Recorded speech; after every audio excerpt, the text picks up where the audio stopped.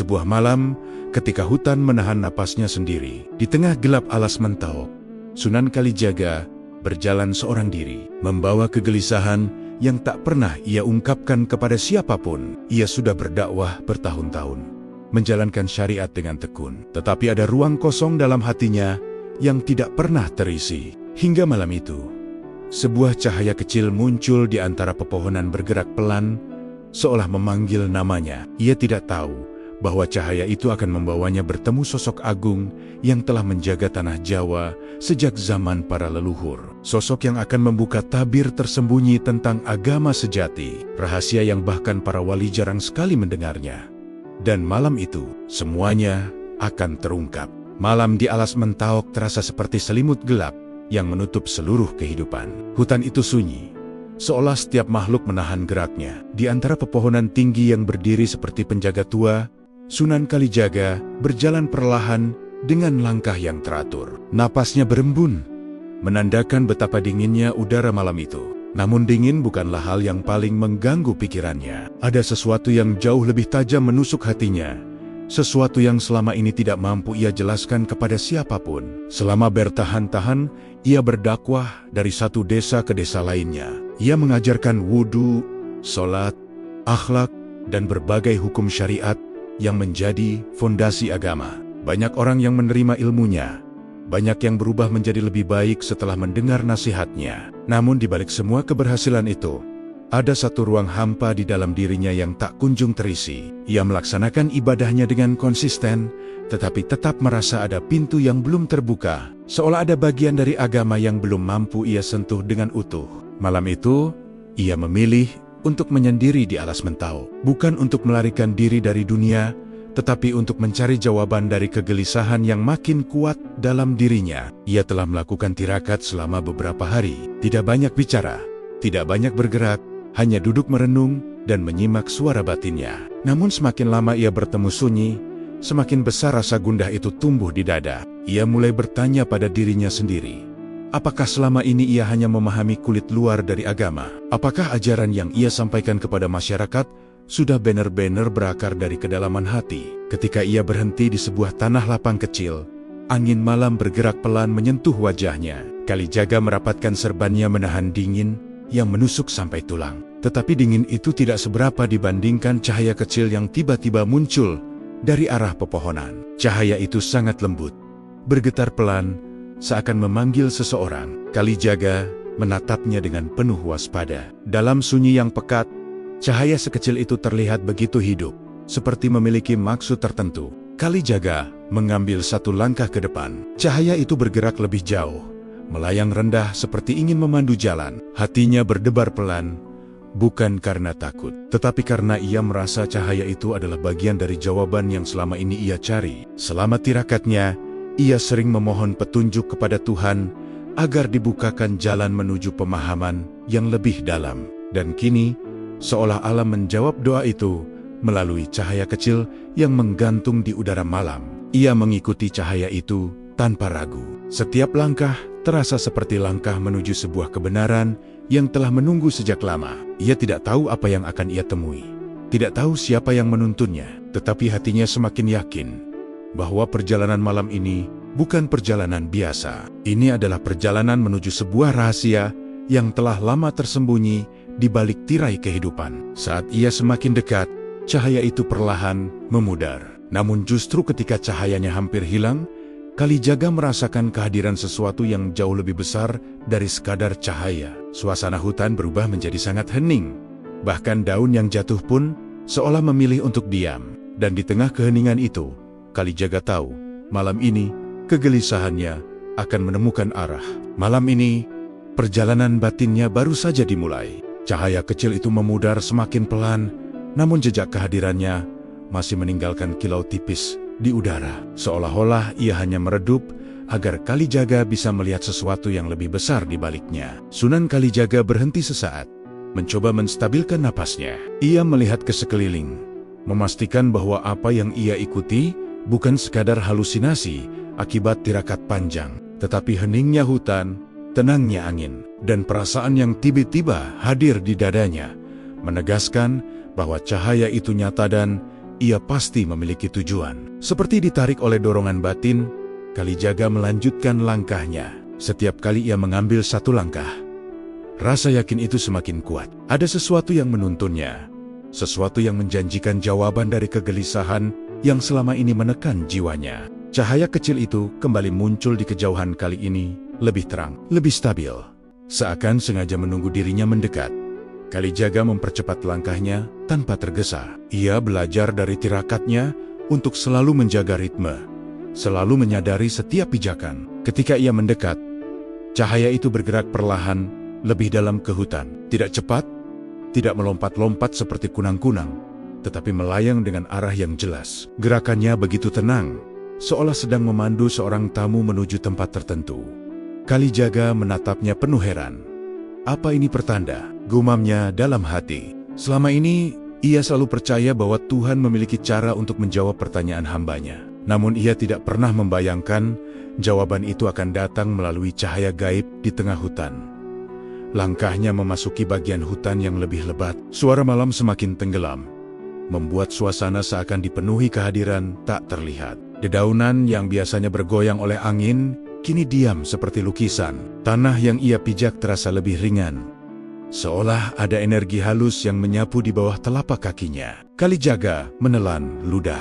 Ia merasakan alur perjalanan ini bukan sekadar perjalanan fisik. Ini adalah perjalanan batin yang membawanya menuju sesuatu yang sangat tua, sangat besar, dan mungkin sangat mulia. Cahaya itu berhenti di depan sebuah area yang tampak berbeda dari bagian hutan sebelumnya. Tanahnya lebih rata, pohon-pohonnya lebih renggang, dan udara terasa lebih hangat. Kalijaga bisa merasakan perubahan atmosfer. Ada ketenangan yang sangat dalam, seperti ruang yang disiapkan khusus untuk pertemuan yang tidak boleh sembarangan disaksikan manusia. Ia melangkah masuk dengan hati-hati, menundukkan kepala sedikit sebagai bentuk penghormatan pada apapun yang mungkin menunggunya di sana. Tiba-tiba, cahaya itu berhenti bergerak. Ia melayang diam di udara, memancarkan kilau lembut, sebelum perlahan lehen memudar hingga hilang sepenuhnya. Namun, tak lama setelah cahaya itu padam, sesuatu yang lain mulai tampak. Di tengah area lapang itu, Kalijaga melihat sebuah siluet kecil duduk membelakanginya. Siluet itu tidak bergerak, tetapi auranya begitu kuat, sehingga hutan di sekitarnya terasa menunduk. Tubuh kecil itu berperut buncit, dan dikelilingi cahaya samar, bukan cahaya yang menyilaukan, tetapi cahaya yang menghangatkan dan memancarkan wibawa. Kalijaga terpaku. Perasaan aneh muncul dalam dirinya, perasaan yang tidak bisa ia jelaskan. Ada hormat, ada takut, ada penasaran, dan ada rasa bahwa ia sedang berhadapan dengan sosok yang tidak berasal dari dunia biasa. Ia injin mahu, tetapi tanah di bawahnya bergetar pelan, seakan memberi peringatan agar ia tidak terburu-buru. Kalijaga menarik napas panjang, menguatkan hatinya. Malam itu, ia sadar bahwa langkahnya telah memasuki wilayah yang berbeda, wilayah yang menyimpan rahasia besar. Dan cahaya kecil yang ia ikuti hanyalah gerbang pertama dari perjalanan batin yang akan mengubah hidupnya selamanya. Kalijaga berdiri mematung di tepi tanah lapang itu. Sosok kecil, berperut buncit yang duduk membelakanginya, tampak begitu sederhana.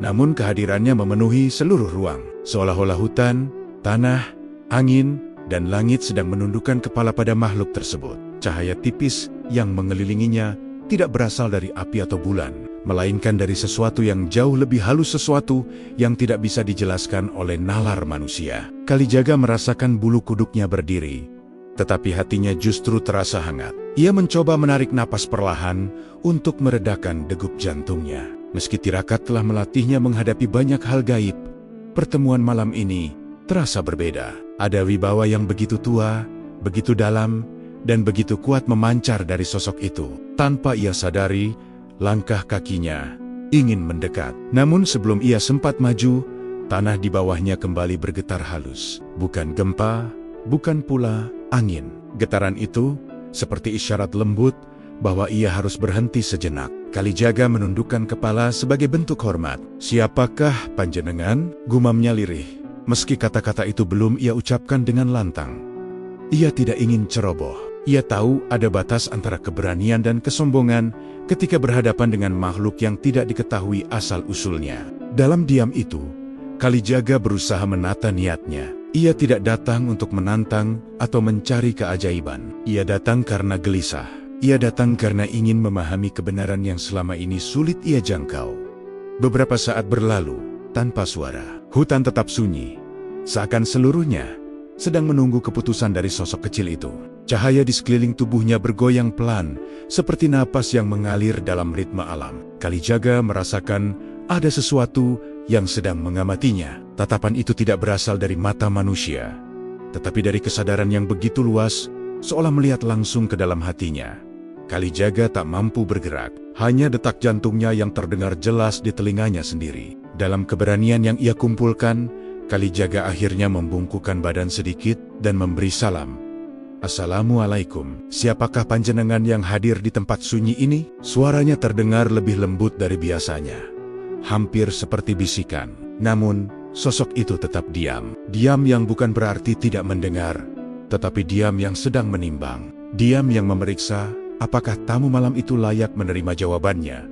Hening semakin dalam. Lalu tanpa angin, tanpa suara, kabut di belakang sosok kecil itu mulai bergerak. Kabut itu membelah diri seperti tirai yang disibakan, memperlihatkan siluet besar tinggi menjulang. Bentuknya tak jelas, wajahnya tak tampak, namun tekanan yang dipancarkannya membuat dada Kalijaga terasa sesak.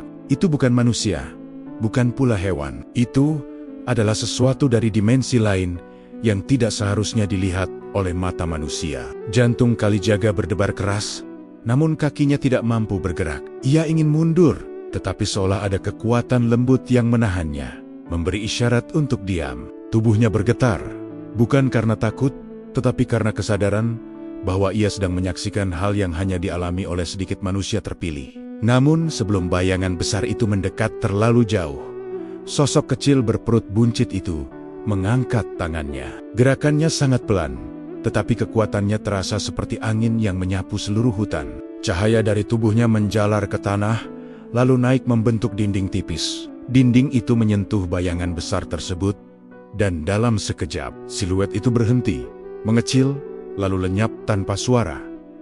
Hutan kembali tenang.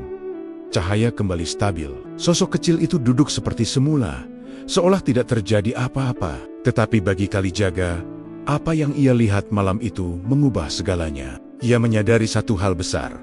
Makhluk yang duduk di hadapannya bukan makhluk biasa. Ia membawa wibawa yang hanya dimiliki oleh makhluk yang telah hidup jauh melampaui peradaban manusia. Di tengah hening yang kembali turun, Kalijaga tahu pertemuan ini adalah awal dari terkuaknya rahasia besar yang selama ini ia cari. Rahasia yang akan mengubah jalan hidupnya selamanya. Hening kembali merayap pelan di alas Mentauk setelah bayangan besar itu lenyap tanpa suara. Sunan Kalijaga masih berdiri kaku, mencoba memahami apa yang baru saja terjadi. Ia memejamkan mata sejenak, menarik napas panjang, memastikan pikirannya tetap jernih. Namun detak jantungnya masih terasa cepat. Ia tidak pernah menyaksikan kekuatan seperti itu seumur hidupnya. Meskipun ia sudah banyak berjumpa dengan peristiwa-peristiwa gaib selama tirakat dan dakwahnya. Saat matanya kembali terbuka, Kalijaga memusatkan perhatian pada sosok kecil yang duduk di hadapannya. Di antara cahaya lembut yang menyelimuti tubuh sosok itu, ada ketenangan luar biasa yang seakan mengalir ke seluruh hutan. Sosok itu masih tidak bergerak, tetapi kehadirannya menguasai ruang, seperti alam baru saja mengakui keberadaannya sebagai penguasa wilayah tersebut. Kalijaga merasakan rasa hormat yang semakin kuat di dalam dadanya. Ia melangkah setengah langkah ke depan, namun kembali berhenti karena tanah di bawah kakinya bergetar pelan, peringatan lembut yang sama seperti sebelumnya. Kalijaga menunduk, memahami bahwa tidak semua tempat boleh ia injak tanpa izin. Ia menata niatnya lagi, memastikan bahwa ia hadir bukan sebagai penantang, tetapi sebagai seorang murid yang mencari petunjuk. Suaranya keluar perlahan. "Panjenengan, siapakah gerangan? Apakah panjenengan makhluk cahaya, penjaga hutan ini? Atau sesuatu yang lebih luhur?" Sosok itu tidak menjawab, namun sesuatu di sekitar mereka berubah. Angin yang sebelumnya diam, kini bergerak pelan. Daun-daun yang membeku seperti patung mulai berdesir, tetapi bukan karena angin biasa. Desiran itu seperti mengalir mengikuti ritme napas sosok kecil itu, seolah seluruh hutan hidup kembali, mengikuti denyut cahaya yang datang dari makhluk tersebut. Lalu, tanpa peringatan, suara lirih terdengar. Bukan dari mulut sosok itu, bukan pula dari arah tertentu. Suara itu seperti muncul dari ruang yang mengelilingi mereka. Suaranya dalam, tua, dan penuh wibawa, namun sangat pelan, hampir seperti gumaman alam.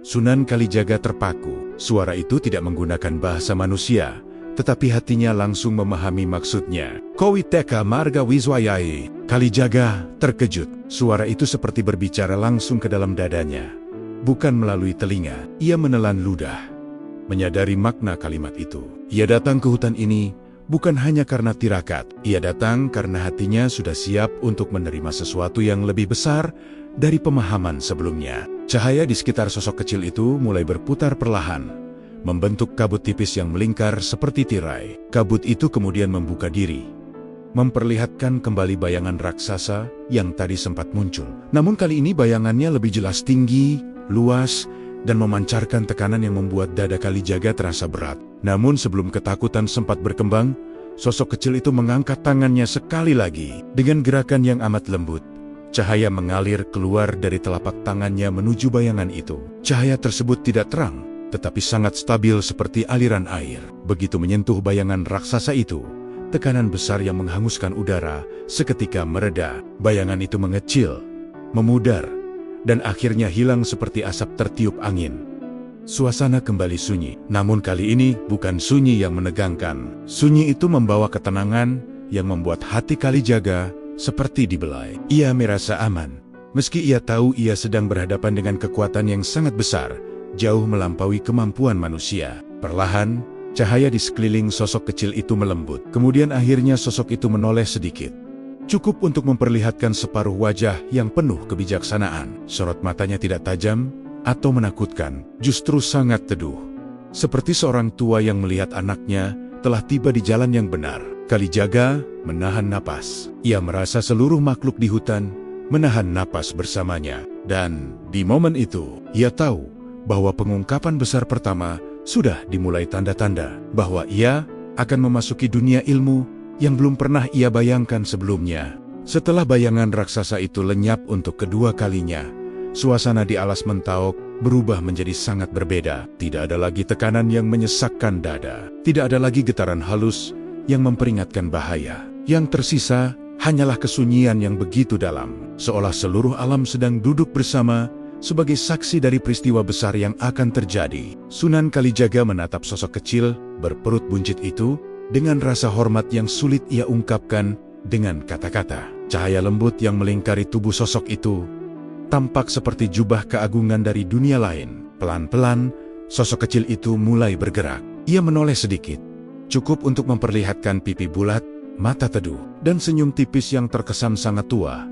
Jauh lebih tua daripada usia yang bisa dibayangkan manusia. Senyum itu bukan senyum biasa. Ada hikmah yang mengalir di dalamnya, membuat hati Kalijaga bergetar.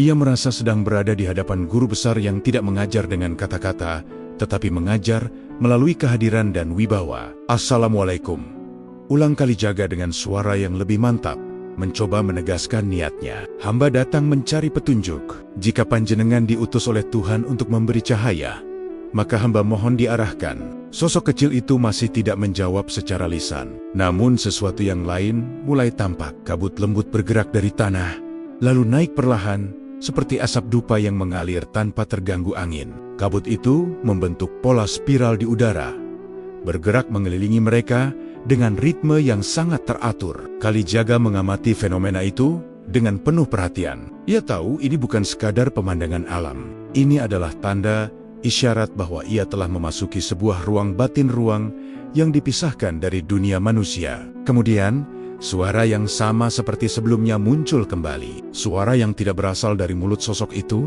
tidak berasal dari pepohonan, tetapi dari dalam dada Kalijaga sendiri. Suara itu berbicara dalam bahasa halus yang tidak perlu diterjemahkan oleh telinga. Kowe teka amarga atimu wiswayahe dak bukak.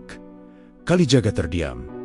Kata-kata itu menembus hatinya begitu dalam. Ia sudah lama merasakan kosong. Sudah lama merasa seperti ada sesuatu yang belum ia ketahui. Selama bertahan-tahan berdakwah, ia selalu merasa ada lapisan yang belum terbuka, seperti pintu yang hanya bisa diketuk, tetapi tidak pernah ditarik dari dalam. Dan malam itu, pintu itu mulai terbuka sedikit demi sedikit. Sosok kecil itu kemudian mengambil segenggam pasir dari tanah.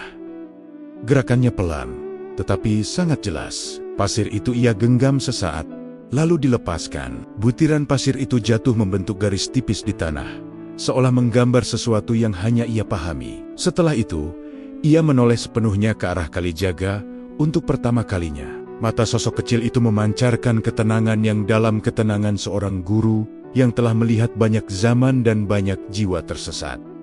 "Aning resah ing atimu, iku dudu salah," kata suara itu melalui hati Kalijaga. "Resah iku tanda yen Gusti maringi pituduh." Kalimat sederhana itu menghantam Kalijaga seperti angin hangat yang menyapu seluruh jiwanya. Selama ini, ia mengira kegelisahannya adalah kekurangan iman. Ia mengira rasa kosongnya adalah kelemahan diri. Namun sosok ini justru mengatakan bahwa resah itu tanda bahwa Tuhan sedang membimbingnya menuju kedalaman yang lebih sejati. Kalijaga menunduk, menahan air mata yang mulai menggenang. Untuk pertama kalinya dalam waktu lama, ia merasa kegelisahannya bukan beban tetapi panggilan. Ia merasa diterima. Ia merasa berada di jalan yang benar. Sosok itu kemudian mengangguk pelan, seolah memberi izin pada Kalijaga untuk melangkah lebih jauh. Cahaya di sekitar tubuhnya mulai berdenyut lembut, memberi sinyal bahwa ajaran pertama akan dimulai. Dan pada malam itu, Kalijaga menyadari satu kebenaran penting.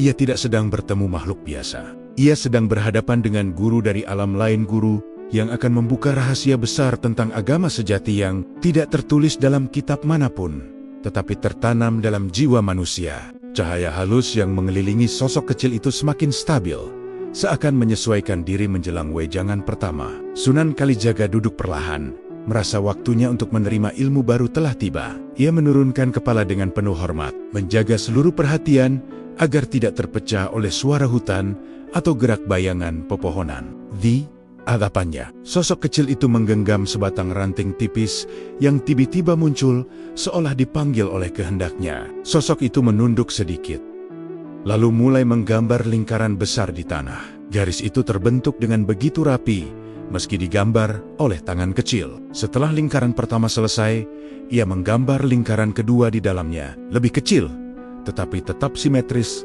dan jelas. Lalu lingkaran ketiga di pusat, paling kecil dan paling rapat. Kalijaga mengamati ketiga lingkaran itu dengan penuh rasa penasaran.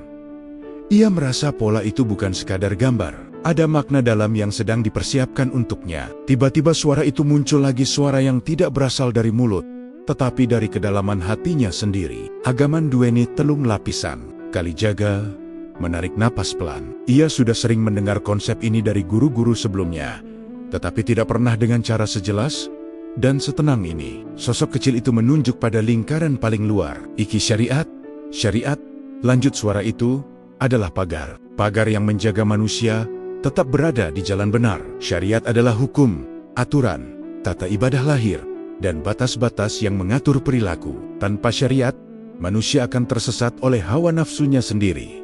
Kalijaga mengangguk memahami. Ia telah mempelajari syariat selama bertahun-tahun dan mengajarkannya kepada masyarakat. Namun penjelasan malam itu membuatnya melihat syariat bukan hanya aturan, tetapi fondasi tempat semua perjalanan batin bertumpu. Sosok itu kemudian menggerakkan ranting ke lingkaran tengah. "Iki tarekat."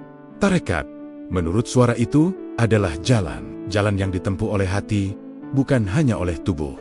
Di tahap ini manusia belajar mengenali diri, memahami niat, membersihkan hati dari sifat buruk, dan menata kembali tujuan ibadahnya. Tarekat adalah saat seseorang mulai memandang ibadah bukan hanya sebagai kewajiban, tetapi sebagai kebutuhan jiwa. Kalijaga merasakan kata-kata itu menyentuh sisi terdalam dirinya. Ia sadar selama ini ia lebih banyak berjalan di dunia syariat, tetapi belum sepenuhnya memasuki tarekat. Lalu sosok itu menunjuk lingkaran terkecil yang berada tepat di tengah. "Iki hakikat." Hakikat adalah inti dari semua perjalanan. Di tahap ini, seseorang tidak lagi melihat ibadah sebagai rangkaian gerakan. Ia melihat Tuhan dalam setiap napas, setiap langkah, setiap denyut hati. Hakikat adalah penyatuan rasa antara manusia dan Tuhan. Nya bukan berarti menjadi Tuhan, tetapi menyadari bahwa seluruh hidup adalah pancaran kasih-Nya. Hakikat adalah ketika hati telah bersih, tenang, dan benar-benar ikhlas. Kalijaga menatap 3 lingkaran itu dengan mata berbinar. 3 konsep yang selama ini hanya ia dengar dalam kitab, kini dijelaskan langsung melalui bahasa yang membuatnya merasakan makna, bukan hanya memahaminya. Ia mulai melihat struktur agama seperti bangunan yang utuh. Syariat sebagai pintu, tarekat sebagai lorong perjalanan, dan hakikat sebagai ruangan cahaya di dalamnya. Namun yang membuatnya lebih tersentuh adalah kesadaran bahwa ia belum memasuki ruang itu sepenuhnya. Ada banyak hal yang masih menutupi hatinya. Ada debu masa lalu, ada sisa ego, ada keraguan yang belum selesai. Sosok kecil itu menggenggam ranting kembali, lalu menghapus ketiga lingkaran itu dengan satu gerakan pelan. Agama iku satunggaling, dalan sing ora pisah. Kabeh kudu dadi siji. Kalijaga tersentuh. Malam itu, ia mulai mengerti bahwa yang ia cari bukan ilmu baru, melainkan pintu menuju kedalaman ibadah yang selama ini tertutup oleh rutinitas, dan pintu itu akhirnya mulai terbuka. Setelah menghapus 3 lingkaran itu, sosok kecil bercahaya tersebut kembali duduk tenang, seakan baru saja membuka pintu pertama bagi perjalanan batin Kalijaga. Namun Kalijaga merasa masih ada sesuatu yang lebih dalam menunggu. Ia menunduk hormat, mempersiapkan diri untuk menerima wejangan berikutnya. Suasana hutan semakin hening, seolah seluruh alam menunggu kata-kata yang akan disampaikan. Sosok itu meraih segenggam tanah, lalu meratakannya di telapak tangan. Ia membiarkan butiran halus itu jatuh perlahan. Setiap butir tanah berkilau, sesaat sebelum hilang di antara rerumputan. Kalijaga memperhatikan dengan seksama, mencoba memahami simbol di balik gerakan itu. Lalu suara halus kembali mengalun dari dalam dadanya. Akeh wong sing nyembah, nanging ora deleng atine diu. Kalimat itu menghantam Kalijaga dengan lembut namun tajam. Ia menelan ludah. Selama ini ia mengajarkan wudu, sholat, dan ibadah lahiriah lainnya. Ia selalu menekankan tata cara yang benar, niat yang lurus, dan aturan yang harus dipatuhi. Namun ia tidak dapat memungkiri bahwa banyak orang menjalankan ibadah tanpa perubahan batin. Bahkan dirinya sendiri, meski telah lama berdakwah, terkadang masih merasa seperti hanya menyentuh permukaan. Sosok kecil itu kemudian mengambil segenggam tanah lagi. Kali ini ia genggam erat, lalu membuka telapak tangannya. Yang tersisa hanyalah debu tipis yang menutupi kulitnya. Ati iku kaya kaca. Lanjut suara itu, yen peteng, ora, bakal memantulkan kahyane Gusti. Kalijaga terdiam. Ia memahami maksudnya. Hati manusia, seperti kaca, bisa tertutup debu-debu yang berasal dari amarah, dengki, iri, sombong, dan sifat buruk yang disembunyikan jauh di dalam diri. Debu itu membuat ibadah kehilangan cahaya, meski gerakannya benar. Debu itu pula lah yang membuat seseorang sulit melihat kebenaran, meski Tuhan telah memberi tanda. Tanpa sadar, Kalijaga memejamkan mata. Ia mulai mengingat masa lalunya. Masa ketika ia hidup sebagai berandal Lokajaya. Masa ketika ia mengejar kehormatan, kekuasaan, dan pujian. Meskipun ia telah bertaubat dan berubah, ada bagian dari masa lalu itu yang masih menempel, menjadi noda halus yang sulit dihapus. Ia mengerti sekarang tirakatnya selama ini adalah usaha untuk membersihkan noda itu. Sosok kecil itu menatapnya dengan mata yang tenang. Senyum tipis terukir di wajah bulat itu, seolah memahami seluruh pergolakan batin Kalijaga. Akeh wong sing ngelakoni syariat, bisik suara itu, nanging nyimpen rereget, ingen jero, ati. Kalijaga merasa dadanya menghangat. Ada rasa sesak, tetapi sesak yang membawa kelegaan. Seperti pintu lama yang terbuka, sedikit demi sedikit. Ia menyadari bahwa selama ini ia terlalu fokus pada bentuk ibadah, tetapi kurang memerhatikan gerak hatinya sendiri. Kata-kata sosok itu membongkar sesuatu yang selama ini ia cegah untuk muncul. Dengan suara yang sangat lirih, Kalijaga bertanya, "Lalu, bagaimana caranya membersihkan hati?" Sosok itu memejamkan mata sejenak sebelum menjawab. Ketika ia membuka mata kembali, cahaya lembut memancar lebih kuat dari tubuhnya. "Karon jilan shi rerejet sing daigo kawe." Du, ujarnya pelan. Kalijaga terdiam. Ia paham maksudnya. Kotoran hati tidak bisa dicuci dengan air wudhu atau ritual apapun. Ia hanya bisa dibersihkan dengan kejujuran pada diri sendiri, pengakuan atas kesalahan, dan kesediaan untuk merendahkan hati di hadapan Tuhan. Air mata jatuh tanpa bisa ia tahan. Sosok kecil itu mengangguk pelan, seakan memberi izin pada air mata itu untuk mengalir. Nangis ikut tanda. Bisik suara itu lagi, "Yen atimu wiwit resik." Malam itu, Kalijaga merasa hatinya disentuh oleh cahaya yang tidak pernah ia kenal sebelumnya. Cahaya yang bukan berasal dari luar, tetapi dari dalam dirinya sendiri. Cahaya yang muncul ketika seseorang mulai membersihkan dirinya dari kotoran yang selama ini disembunyikan. Dan ia tahu, perjalanan menuju agama sejati baru saja memasuki tahap yang lebih dalam. Setelah air mata itu jatuh, suasana di Alas Mentok berubah dengan cara yang sulit dijelaskan. Hening yang sebelumnya terasa seperti kekosongan, kini berubah menjadi hening yang penuh kehadiran. Sunan Kalijaga duduk bersila, merasakan dadanya lebih ringan. Seolah beban bertahan-tahan yang ia pikul telah luruh bersama butiran air mata. Namun ia tahu bahwa malam belum selesai. Ada wejangan yang lebih dalam menunggunya. Sosok kecil bercahaya itu memejamkan mata. Tubuhnya tidak bergerak, tetapi cahaya lembut di sekelilingnya berdenyut perlahan, seperti napas makhluk yang hidup dalam dua dunia sekaligus. Kalijaga menahan napas, menjaga pikirannya tetap terbuka, dan ketika ia melakukannya, angin tipis mulai berhembus dari arah yang tidak bisa ia tentukan.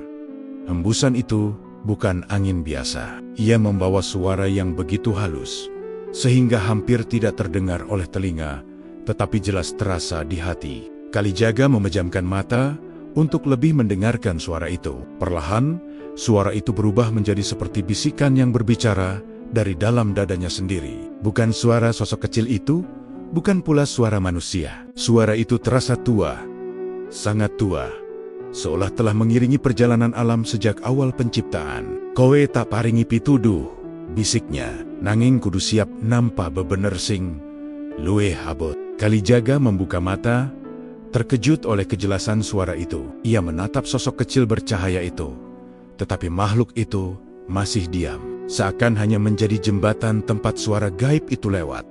Suasana di sekeliling mereka mulai berubah.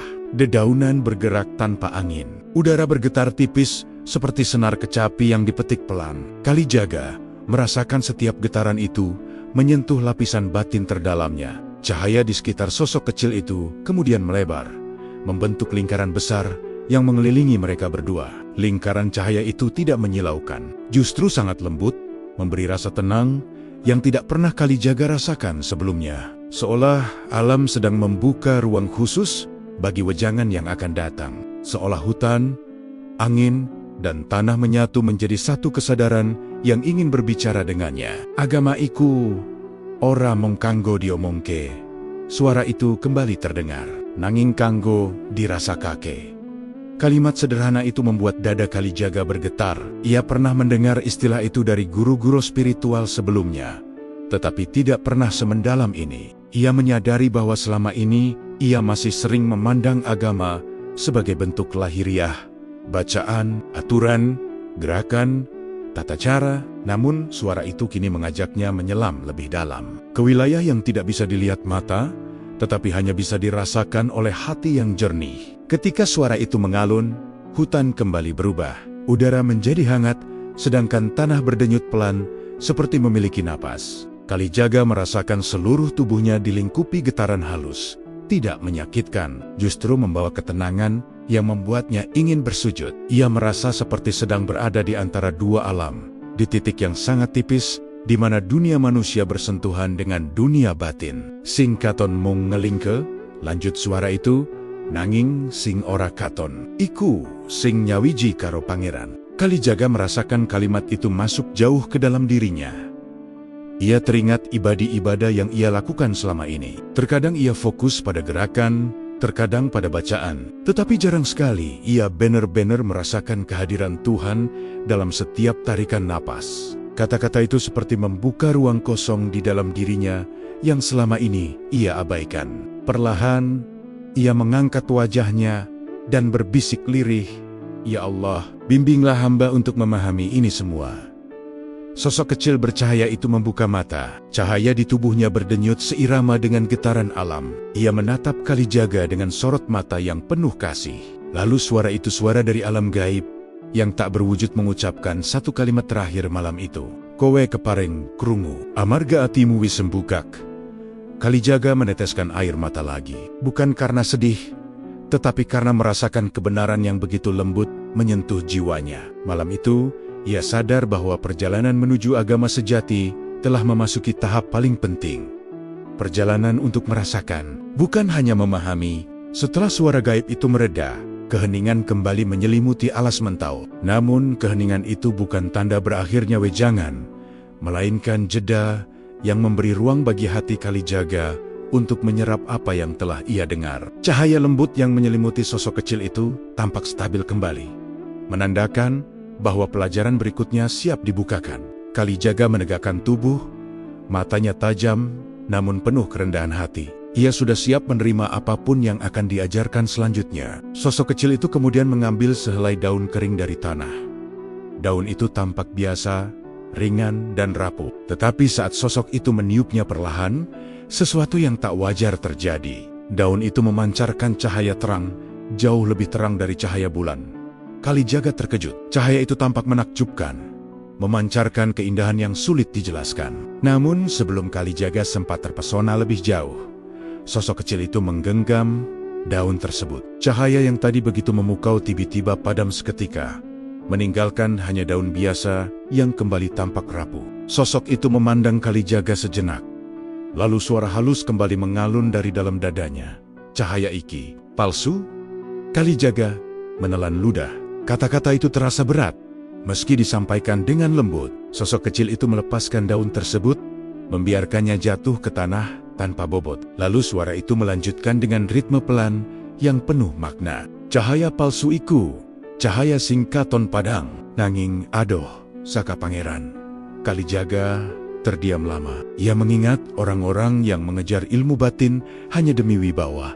Mereka yang memamerkan karamah, layaknya benda koleksi. Ia pernah bertemu dengan mereka dalam perjalanan dakwahnya orang-orang yang tampak suci dari luar. Tetapi dalam hatinya, penuh ambisi yang tak terucap. Semar meskipun belum menyebutkan namanya, seakan membaca isi pikiran Kalijaga. Akeh wong sing golek cahaya, lanjut suara itu. Nanging orang ngerti bedane, cahaya sing teka saka ikhlas lan cahaya sing teka saka hawa nafsu. Angin bergerak pelan, menyapu daun-daun kering di tanah. Suara gesekannya seperti menegaskan bahwa alam pun memahami peringatan ini. Kalijaga menarik napas panjang. Dalam hati kecilnya, ia mengakui bahwa ia sendiri pernah tergoda oleh pujian manusia. Pernah merasakan kebanggaan ketika dakwahnya diterima banyak orang. Meskipun ia berusaha meluruskannya, jejak-jejak kecil dari perasaan itu tetap ada. Sosok kecil itu memandang langsung ke arah dirinya. Tatapannya lembut, bukan menghakimi, tetapi membuka. Cahaya palsu iku luwih mebayani tinimbang peteng, bisik suara itu. Peteng ngegawe wong ngerti yen duwe keur tersesat. Cahaya palsu ngegawe wong rumangsa wis tekan. Padahal durung Kalijaga merasa kata-kata itu menusuk tepat di dalam dadanya. Ia teringat masa lalu ketika ia masih menjadi Lokajaya, seorang perampok yang penuh ambisi dan kesombongan. Meskipun ia telah bertaubat, sebagian kecil dari sifat itu masih bisa muncul tanpa disadari. Kini ia memahami bahwa bahaya terbesar bukan terletak pada musuh dari luar, melainkan pada rasa bangga terhadap diri sendiri yang menyamar sebagai cahaya. Sosok kecil itu kembali mengangkat daun biasa dari tanah. Kali ini ia biarkan daun itu tetap apa adanya, tanpa cahaya, tanpa keajaiban. Iki cahaya sejati, kata suara itu. Sing ora butuh pamer, kanggo nuduhake, saka ngendi asale. Kalijaga menunduk, meresapi makna kalimat itu. Cahaya sejati tidak memerlukan tepuk tangan, tidak memerlukan pengakuan, dan tidak memerlukan keajaiban untuk tampak. Ia hanya muncul dari hati yang bersih dan ikhlas. Pada malam itu, Kalijaga memahami satu hal penting.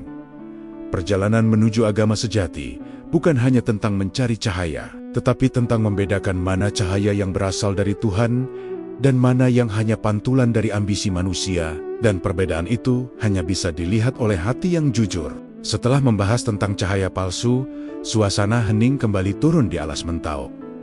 Namun kali ini, hening itu berbeda. Ada bobot yang lebih berat. Seakan wejangan berikutnya adalah sesuatu yang benar-benar harus diwaspadai oleh setiap pencari kebenaran. Sunan Kalijaga duduk lebih tegap, menata batinnya, memastikan ia siap mendengar inti dari perjalanan spiritual yang sedang ia jalani. Cahaya sosok kecil itu melembut, lalu berdenyut pelan seperti detak jantung alam. Tiba-tiba sosok itu menyentuh dadanya sendiri dengan ujung jarinya yang mungil. Gerakan itu sangat sederhana, tetapi maknanya langsung menggetarkan hati Kalijaga. Suara halus itu kembali mengalun, lebih berat dibanding sebelumnya. Musuh paling Angel, Ana Enkene. Kalijaga terdiam. Ia mengikuti arah telunjuk sosok itu menuju dada, menuju hati. Ia merasa seakan pintu rahasia yang selama ini tertutup rapat kini mulai dibuka sedikit demi sedikit. Sosok itu melanjutkan, "Ego, hanya satu kata,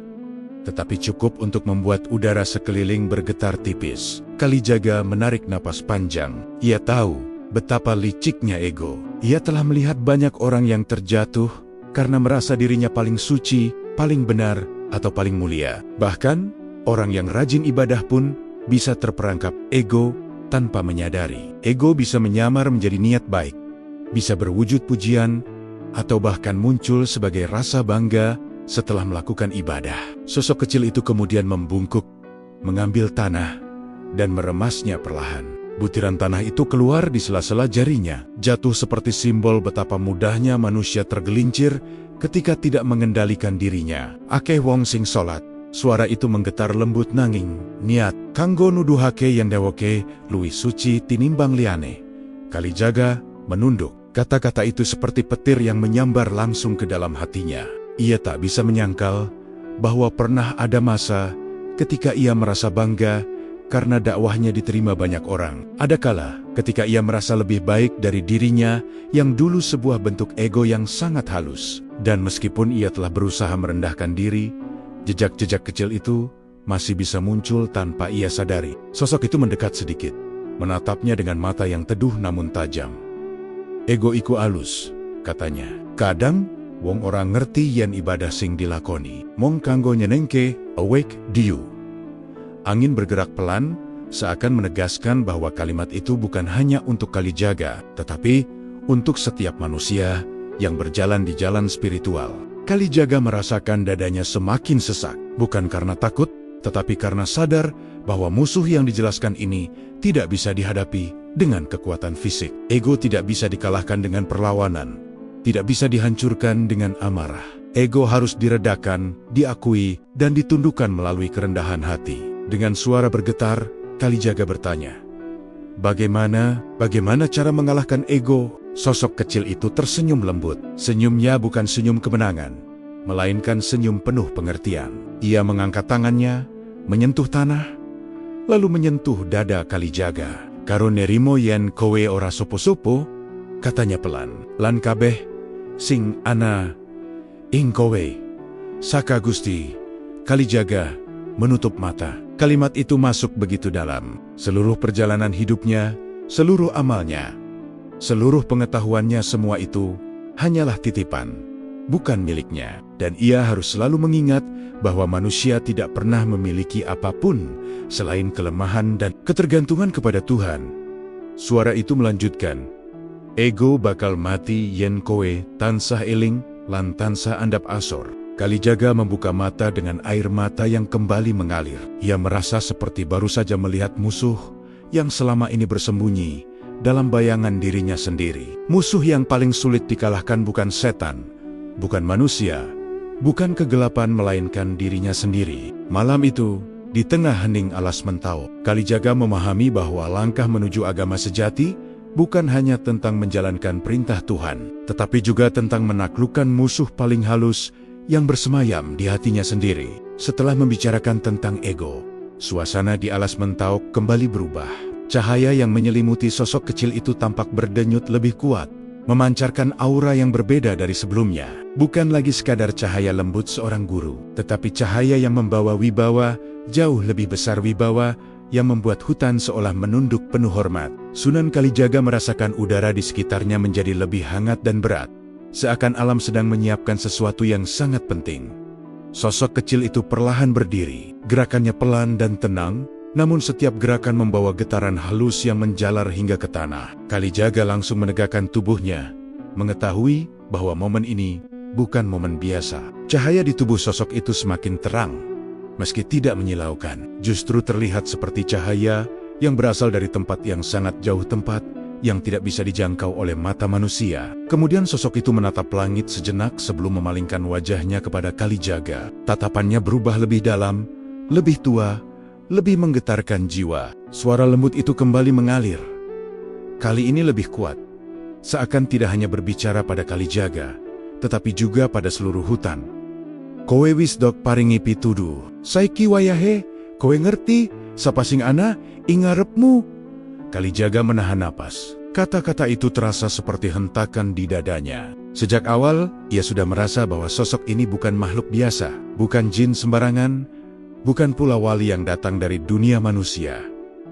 Namun ia tidak berani menebak, ia hanya menunggu dengan hati yang penuh kerendahan. Tiba-tiba tanah bergetar pelan. Cahaya yang mengelilingi sosok kecil itu naik sedikit, membentuk lingkaran seperti mahkota tipis. Udara sekitar berubah menjadi lebih dingin, sekaligus hangat perasaan yang sulit dijelaskan, namun sangat nyata. Kalijaga membungkukkan kepalanya dalam-dalam tanpa sadar, seolah tubuhnya secara otomatis memberi hormat. Dengan suara yang penuh wibawa, sosok itu berbicara lagi.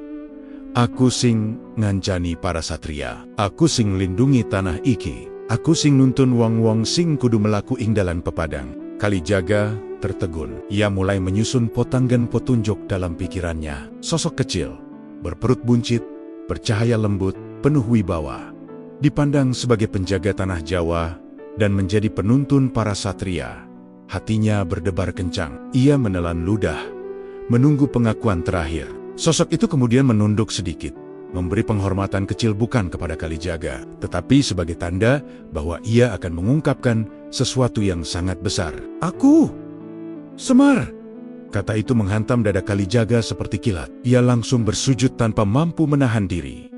Air matanya mengalir deras. Nama itu bukan sekadar nama. Semar adalah pamomong para raja, sosok agung dari alam gaib yang menjaga keseimbangan Jawa. Makhluk luhur yang menyamar dalam rupa sederhana untuk menyertai manusia. Ia bukan wayang semata, bukan tokoh dongeng seperti anggapan sebagian orang. Ia adalah wuhud, kebijaksanaan yang telah ada jauh sebelum banyak kerajaan berdiri. Punten, Rama, ucap Kalijaga dengan suara yang bergetar. Panjenengan terlalu mulia untuk hamba pandang langsung. Semar tersenyum, senyum yang penuh kasih dan kehangatan. Kowe ora salah tak pilih, katanya pelan. Amarga atimu wis siap nampa bebener sing luwih jero. Kalijaga merasakan lututnya lemas. Ia tidak pernah membayangkan akan bertemu Semar, apalagi menerima petunjuk langsung darinya. Semua ajaran yang ia terima sejak awal malam itu kini tampak jauh lebih jelas. Ia sedang dibimbing oleh pamomong agung yang telah menjaga tanah Jawa selama berabad-abad. Semar duduk kembali, menatap Kalijaga dengan lembut. Ana telung lapisan ing agama sing wis dak bukat, nanging perjalananmu durung rampung. Kalijaga mengangguk, menahan emosi yang membuncah di dadanya. Malam itu menjadi titik perubahan besar dalam hidupnya. Ia datang dengan hati gelisah, tetapi kini ia duduk di hadapan Semar, guru dari alam gaib, siap menerima wejangan yang akan menentukan masa depannya sebagai penerang tanah Jawa.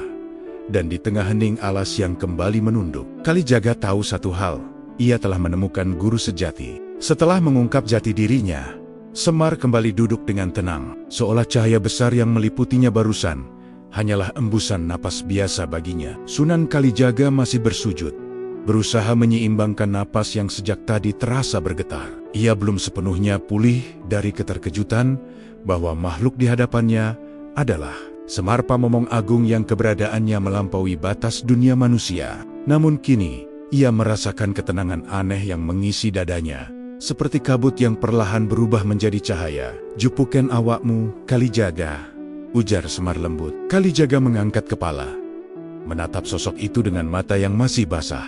Ia duduk kembali dengan sikap sopan, memusatkan seluruh perhatiannya. Semar mengambil segenggam pasir dari tanah, membiarkannya mengalir melalui celah jarinya hingga membentuk garis tipis di hadapan mereka. Setiap butir pasir terlihat memantulkan cahaya lembut dari tubuhnya. Saiki wayahe, kowe ngerti inti saking kabeh laku, kata Semar, Suaranya bergema ringan, seperti suara air di kedalaman gua. Kalijaga menahan napas. Ia tahu, wejangan yang akan datang adalah inti dari seluruh perjalanan spiritual malam itu. Semar menunjuk garis pasir itu, lalu menatap Kalijaga dalam-dalam. Agama sejati, iku manunggaling telung perkara. Amal, ilmu, lan ati kate kota itu sederhana, tetapi terasa seperti membuka pintu besar di dalam diri Kalijaga. Semar lalu menjelaskan dengan tenang. Amal tanpa ilmu bakal salah. Ilmu tanpa amal bakal kosong. Lan loro tanpa ati bakal dadi awang-awang sing ora ana dalane. Kalijaga menunduk, memikirkan kembali perjalanan hidupnya. Ia mengajarkan syariat, ia mempelajari ilmu, dan ia beramal semampunya. Namun ia sadar seringkali ketiganya tidak berjalan seimbang. Ada masa ketika ia terlalu fokus pada ilmu hingga lupa meresapkan maknanya ke dalam hati. Ada pula masa ketika amalnya lebih mengutamakan bentuk, bukan rasa. Semar membaca gelisah itu dari wajahnya. Delengen iki, ujar Semar sambil mengambil setetes air dari kendi yang tiba-tiba muncul di sampingnya. Seolah dipanggil dari udara, ia menjatuhkan air itu ke tanah. Air itu mengalir sebentar, lalu hilang. Iki ilmu, yen ora digabung karo amal, bakal ilang tanpa guna. Lalu Semar mengambil segenggam pasir lagi. Iki amal, yen akeh nanging ora nganggo ati, sing resik, bakal dadi kotoran sing nutupi cahyamu, diu. Akhirnya Semar menunjuk dada Kalijaga, nanging ati iku sing nyawiji karo pangeran. Tanpa ati, kabeh mung dadi gerakan kosong. Kalijaga merasa dadanya bergetar, bukan karena takut, tetapi karena merasa disentuh oleh kebenaran yang selama ini ia cari. Ia teringat bagaimana banyak orang yang beribadah, namun tetap menyimpan dengki dan kesombongan. Ia sadar bahwa ibadah mereka hanya menyentuh tubuh, bukan hati. Dan kini ia mengerti, hati adalah pusat dari agama sejati. Tanpa hati, ilmu hanya menjadi hafalan, dan amal hanya menjadi kebiasaan. Semar menatapnya dengan sorot mata yang lembut, namun tetap membawa wibawa yang dalam. Agama ora ana ing lambe, ora ana ing sandangan, ora ana ing pameran. Agama ana ing ati, sing eling, lan ora gumunggung. Kata-kata itu menembus ke relung jiwa Kalijaga. Ia menutup mata sejenak, membiarkan setiap kalimat mengisi ruang kosong yang selama ini tidak pernah tersentuh. Semar kemudian menambahkan, kowe ora bakal nemokake Gusti ing cahya sing padhang. Kowe bakal nemokake Gusti ing ketenangan atimu diu. Hening kembali menyelimuti mereka, namun hening kali ini terasa seperti pelukan. Kalijaga membuka mata perlahan, melihat Semar yang masih duduk memancarkan cahaya halus. Ia mengangguk penuh haru. Semua yang ia cari bertahun-tahun akhirnya terjawab. Malam itu, Kalijaga menyadari bahwa agama sejati bukan hanya tentang mengetahui dan melakukan, tetapi tentang menyatukan keduanya dalam hati yang tulus. Ia merasa menjadi manusia yang lebih ringan, lebih sadar, dan lebih dekat kepada Tuhannya. Setelah memahami inti dari agama sejati, Sunan Kalijaga merasa dadanya jauh lebih ringan daripada sebelumnya. Namun, di balik ketenangan itu, ia juga merasa ada sesuatu yang menunggu sebuah amanat. Sebuah tugas besar yang akan menentukan arah hidupnya setelah malam itu. Semar duduk dengan tenang, tetapi sorot matanya berubah menjadi lebih serius. Cahaya yang memancar dari tubuhnya tampak melandai, lembut tetapi penuh wibawa, seperti guru besar yang hendak memberikan perintah terakhir kepada murid yang siap melangkah. Kowe saiki wis ngerti dasar agama sejati, ujar Semar perlahan. Suaranya tidak lagi bergema seperti sebelumnya, tetapi tetap menyentuh ruang batin Kalijaga. Nanging ilmu iki ora kanggo kowe diu. Kalijaga menegakkan tubuhnya, napasnya tertahan. Ia menunggu kelanjutan kalimat itu dengan penuh waspada. Semar memandang ke arah pepohonan, seolah melihat jauh melampaui batas hutan. Wong Jawa, iku, alus, atine. Nanging akeh, sing durung ngerti, dalan sing bener. Kalijaga menundukkan kepala. Ia tahu benar kondisi masyarakat Jawa saat itu. Banyak yang masih memegang tradisi lama, banyak yang masih takut pada perubahan, dan banyak pula yang menjalankan ibadah tanpa memahami maknanya. Dakwah bukan hanya soal menyampaikan hukum, tapi juga menjembatani hati manusia yang penuh rasa. Ia sadar bahwa tugas itu jauh lebih berat dibanding apa yang ia lakukan sebelumnya. Semar kembali menatapnya. Tugasmu, yaiku ngelingak nanging ora nyerang. Nuntun, nanging ora maksa. Lurusake, nanging orang rusak. Kata-kata itu membuat Kalijaga terdiam lama. Ia merasakan setiap kalimat masuk ke dalam dirinya, seperti ukiran yang dibuat dengan sangat hati-hati. Ia tahu, dakwah yang keras bisa membuat orang menjauh. Dakwah yang kasar bisa membuat orang lari. Tetapi dakwah yang lembut, yang memakai bahasa rasa, bisa masuk ke hati tanpa menimbulkan luka. Semar melanjutkan, kowe wis ngerti, yen agama ora mung aturan, nanging rasa, ora mung gerakan, nanging makna. Kalijaga mengangguk dengan sungguh-sungguh. Selama ini ia telah berusaha berdakwah dengan cara yang membumi. Tetapi seringkali ia masih ragu, apakah pendekatannya sudah tepat. Kini, Semar menegaskan bahwa jalan itu benar jalan dakwah yang mengajak, bukan memaksa. Jalan yang menghidupkan, bukan menakut-nakuti. Semar lalu mengangkat tangannya, mengusap udara yang tiba-tiba berubah menjadi lebih hangat. Sehelai cahaya melayang pelan dari telapak tangannya, turun seperti embun, dan menyentuh pundak Kalijaga. Iki tanda, kata Semar, yen kowe wis dak paringi amanat kanggo benerake ati wong Jawa. Kalijaga merasakan kehangatan itu menyebar ke seluruh tubuhnya. Apakah itu sebuah simbol, ataukah itu bentuk dari restu Semar? Ia tidak tahu. Yang jelas, ia merasakan kekuatan baru mengalir dalam dirinya, kekuatan yang membuat hatinya tenang, tetapi juga penuh tanggung jawab. Wong Jawa ora bisa dipaksa ninggalake budaya, lanjut Semar. Nanging, bisa dituntun supaya ngerti makna sejati saka ibadah. Kalijaga menyerap kalimat itu dalam-dalam. Ia sadar bahwa dakwah harus dibalut budaya, harus disampaikan dengan cara yang mudah diterima, tanpa menghakimi tradisi yang telah hidup jauh sebelum ia lahir. Aku ngancani kowe nganti titik iki, ujar Semar lembut. Sabang hure, dalanmu diusing kudu mlaku. Kalijaga mengangguk perlahan. Ia merasakan amanat itu bukan sebagai beban, melainkan panggilan yang selama ini ia cari. Ia datang ke hutan dengan kegelisahan, tetapi kini ia keluar membawa misi yang lebih jernih, menuntun hati masyarakat Jawa menuju cahaya agama sejati tanpa merusak akar budaya mereka. Untuk pertama kalinya sejak malam itu dimulai, Kalijaga menghela napas panjang dengan perasaan mantap. Ia tahu perjalanan dakwahnya akan berubah selamanya, dan amanat Semar kini telah tertanam di dalam jiwanya. Setelah memberikan amanat besar untuk tanah Jawa, Semar memandang Kalijaga dengan sorot mata yang lebih lembut daripada sebelumnya. Namun kelembutan itu tidak mengurangi wibawa yang memancar dari dirinya.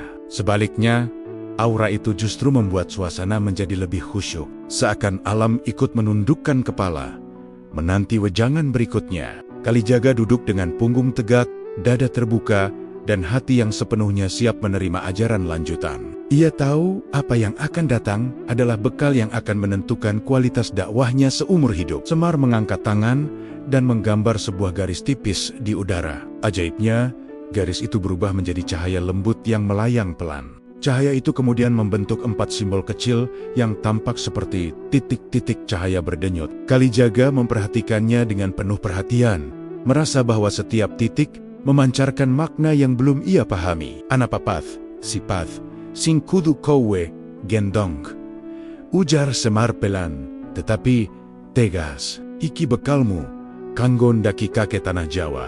Kalijaga menelan ludah. 4 sifat itu terdengar sederhana, tetapi ia tahu setiap sifat mengandung kedalaman yang harus dijalani, bukan hanya dipahami. Semar menunjuk simbol pertama yang bersinar paling terang, sing pisan, sabar.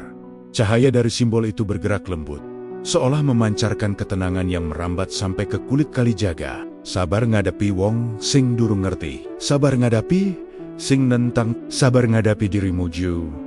Kalijaga paham betapa pentingnya sifat ini. Tanpa kesabaran, dakwah bisa berubah menjadi kemarahan. Tanpa kesabaran, seseorang bisa berhenti sebelum tujuannya tercapai. Sabar bukan hanya menahan diri dari marah, tetapi kemampuan untuk tetap lembut ketika dunia menuntut sebaliknya. Semar kemudian menunjuk simbol kedua. Cahaya itu lebih luas, seperti ruang yang terbuka, sing kaping loro, jembar ati.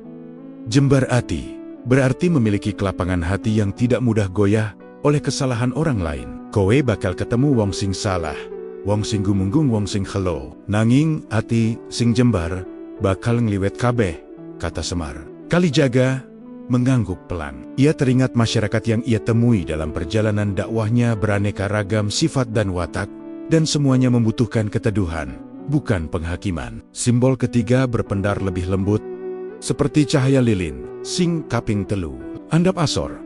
Semar menatap Kalijaga dalam-dalam. Ilmumu bakal dadi pepadang, nanging yen kowe gumunggung, pepadang iku bakal mati saknalikan. Kalimat itu menusuk hati Kalijaga. Ia sadar betapa halusnya kesombongan merayap ke dalam diri seseorang yang merasa dirinya telah mengerti atau telah banyak mengajar. Andap asor adalah fondasi agar ilmu tetap hidup dan memberi manfaat, bukan menjadi beban yang merusak diri. Lalu Semar menunjuk simbol keempat. Cahaya itu paling tajam, tetapi paling jernih, sing kaping papat. Jujur. Jujur marang Gusti, jujur marang sesama, jujur marang awakmu diu. Kalijaga menunduk lama. Ia sadar bahwa kejujuran bukan hanya tentang berkata benar, tetapi juga tentang tidak membohongi niat, tidak memalsukan amal, dan tidak menutup-nutupi kekurangan diri. Kejujuran adalah cermin yang membersihkan hati. 4 simbol itu kemudian memudar perlahan, meluruh seperti embun yang kembali ke tanah. Namun makna yang ditinggalkan terasa tetap hidup dalam diri Kalijaga. Ia merasakan keempat sifat itu bukan sekadar wejangan, tetapi pondasi bagi seluruh dakwah yang akan ia jalani. Semar menatapnya dengan penuh kebijaksanaan. Kowe ora mong dadi penyampai hukum, katanya pelan. Nanging dadi wong sing ngopeni ati, wong liyo. Kalijaga mengangguk. Hatinya bergetar. 4 sifat itu ia genggam rapat-rapat, seakan menjadi kunci untuk membuka hati masyarakat Jawa. Malam itu ia sadar, ajaran Semar bukan hanya untuk menjawab kegelisahannya, tetapi untuk membentuk dirinya menjadi cahaya yang bisa menerangi banyak jiwa. Setelah 4 sifat utama itu meresap dalam hati Kalijaga, suasana di Alas Mentok berubah menjadi lebih hening dari sebelumnya. Bukan hening yang menakutkan, melainkan hening yang lembut seperti pelukan malam. Cahaya di tubuh Semar perlahan mereda, bukan menghilang, tetapi berubah menjadi lebih hangat, seperti rembulan yang mendampingi langkah seorang musafir. Kalijaga merasakan ada sesuatu yang berbeda. Ia merasakan bahwa wejangan malam itu hampir mencapai ujungnya. Semar menatapnya lama, seolah membaca seluruh perjalanan yang pernah Kalijaga lalui. Kalijaga, panggilnya pelan. Suara itu menggetarkan dada Kalijaga, membuatnya mengangkat wajah dengan penuh hormat. Kowe saiki wis dadi wong sing luwih padang batine. Kalijaga menunduk, merendahkan diri. Ia merasa dirinya bukan siapa-siapa di hadapan Semar, tetapi justru perasaan itu membuat hatinya semakin lapang. Semar melanjutkan, ilmu sing dak wejangi marang kowe ora mung kanggo mujudake dirimu, nanging kanggo nyelarake tanah Jawa iki. Kata-kata itu membuat Kalijaga terdiam. Ia mengerti bahwa dakwah ke depan bukan akan menjadi perjalanan yang ringan. Ia akan berhadapan dengan raja, rakyat, orang miskin, orang yang keras kepala, orang yang takut perubahan, dan orang yang gelap hatinya. Namun, ia tidak merasa gentar, karena malam itu ia telah diberi cahaya yang tidak bisa padam. Semar berdiri perlahan. Gerakannya begitu pelan, tetapi memiliki kekuatan yang membuat udara sekeliling ikut bergetar halus. Cahaya di tubuhnya kembali meningkat, membentuk aura yang tampak seperti kabut emas. Kalijaga segera ikut berdiri, meski lututnya masih terasa lemas oleh beban makna yang ia terima. Kowe tak paringi wejangan pungkasan, kata Semar. Kalijaga menahan napas. Ia tahu, kata-kata terakhir dari sosok seperti Semar bukanlah pesan kecil, tetapi fondasi yang akan menentukan langkahnya selanjutnya. Semar menatapnya dengan sorot mata yang penuh kasih, namun tegas. Elinga iki, aja nganti amalmu luwih gede tinimbang atimu. Kalijaga mengangguk perlahan. Aja nganti ilmumu luwih dhuwur tinimbang andap asormu. Kalijaga menunduk lebih dalam, meresapi setiap kata yang terasa seperti ukiran dalam hatinya. Lan aja nganti dakwahmu luwih rame tinimbang keikhlasanmu. Kata-kata itu menghantam lembut, namun menancap sangat dalam. Kalijaga tahu benar Betapa banyak orang tersesat karena amal dijadikan kebanggaan, ilmu dijadikan senjata, dan dakwah dijadikan panggung. Wejangan Semar adalah peringatan agar ia tidak jatuh ke dalam perangkap yang sama. Tiba-tiba cahaya di sekitar Semar mulai naik seperti asap yang menuju langit. Tubuhnya perlahan memudar, tidak hilang begitu saja, tetapi melebur menjadi partikel-partikel cahaya kecil yang berkilauan. Kalijaga terkejut dan refleks ingin meraih tangan Semar. "Rama, kula durung siap pisah," ucapnya dengan suara bergetar. Semar tersenyum lembut. "Kabeh wejangan ora perlu diucap kemane. Sing penting kowe lakoni. Lan kowe ora dewekan. Guru sejati ana, ing enjero atimu diah." Cahaya itu semakin memudar. Namun sebelum banner-banner lenyap, Semar memberi satu sentuhan terakhir di pundak Kalijaga, sentuhan yang tidak terasa seperti sentuhan fisik, tetapi seperti keberanian yang menyelimuti seluruh tubuhnya. Dalam sekejap, Semar lenyap sepenuhnya. Cahaya yang tadi memenuhi hutan berubah menjadi serpihan kecil yang melayang ke angkasa, lalu hilang dengan tenang.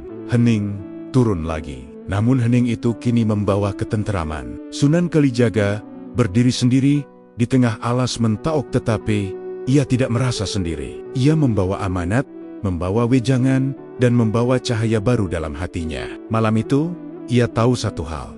Perjalanan dakwahnya baru saja dimulai. Cahaya terakhir yang menyelimuti Semar akhirnya lenyap, meninggalkan alas Mentaok dalam keheningan yang terasa seperti hening suci. Tidak ada hembusan angin, tidak ada suara binatang malam. Seolah seluruh alam memberi waktu bagi Sunan Kalijaga untuk menyerap pengalaman luar biasa yang baru saja ia alami. Ia berdiri diam, memandangi titik tempat Semar menghilang. Namun yang ia lihat bukanlah kehilangan, melainkan kelahiran sesuatu yang baru dalam dirinya.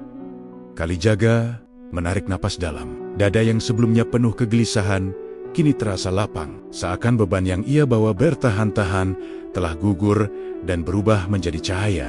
Ia menyentuh dadanya dengan lembut, merasakan gema wejangan Semar masih bergetar di dalam sana. Setiap kata, setiap simbol, setiap nasihat tentang hati, ego, cahaya palsu, syariat, tarekat, hingga hakikat, semuanya kini menyatu membentuk pemahaman baru yang mengakar kuat dalam jiwanya. Ia memutar tubuh, menatap hutan yang kini tampak berbeda. Pohon-pohon tidak lagi terlihat gelap seperti sebelumnya.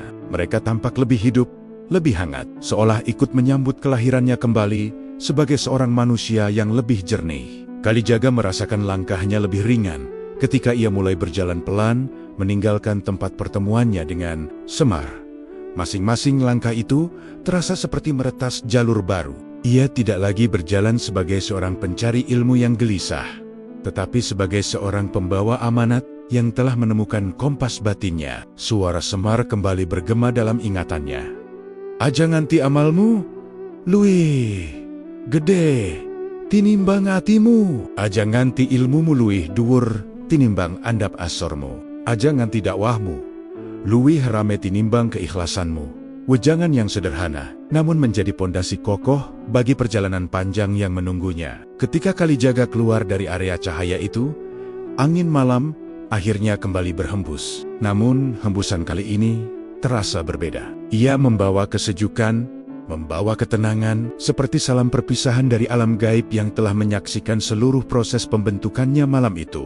Daun-daun yang bergesekan memancarkan suara lembut, seolah mengikuti langkahnya dengan irama penuh doa. Dalam perjalanan turun dari alas Mentaok, Kalijaga tidak lagi melihat hutan sebagai tempat gelap penuh misteri. Ia melihatnya sebagai ruang tempat Tuhan menitipkan pelajaran. Setiap ranting, setiap cahaya bulan, setiap hembusan angin menjadi pengingat baginya bahwa alam adalah kitab terbuka yang hanya dapat dibaca oleh hati yang jernih. Kalijaga berhenti sejenak di sebuah batu besar dan menatap langit malam yang bertabur bintang. Ia memejamkan mata, bersyukur atas anugerah yang tidak pernah ia bayangkan. Pertemuannya dengan Semar bukan sekadar petunjuk, tetapi perubahan mendalam yang membuatnya memahami makna dakwah sebenarnya. Bagi Kalijaga, dakwah bukan hanya mengubah perilaku, tetapi mengubah hati. Bukan hanya menyampaikan aturan, tetapi menanamkan rasa. Bukan hanya memanggil manusia kepada Tuhan, tetapi membawa Tuhan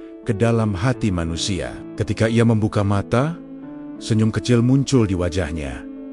Ia tak lagi merasa sendiri. Ia membawa amanat Semar, membawa cahaya baru yang akan ia sebarkan kepada masyarakat Jawa. Dan ia tahu, tanggung jawab itu bukan beban, melainkan kehormatan. Kalijaga kemudian melangkah keluar dari hutan dengan langkah yang mantap. Setiap langkahnya seperti menorehkan jejak cahaya di tanah.